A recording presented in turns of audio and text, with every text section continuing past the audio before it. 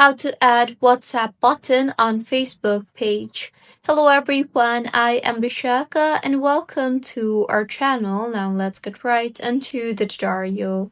Firstly, go ahead and open the Facebook application on your device and make sure you are signed in to your Facebook page and not to your Facebook profile. If yes, then switch to your Facebook page. Once you have opened your Facebook page, tap on the menu option on the bottom right of your screen and then tap on your page name. Here, tap on the three dots you see there and you will see the option for Add Action button. Tap on that particular option and then tap on the Edit Buttons option you see there.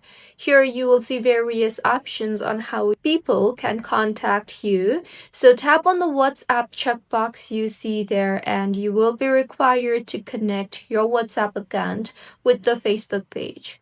So tap on the Connect WhatsApp account option you see there and you will then be required to enter your phone number.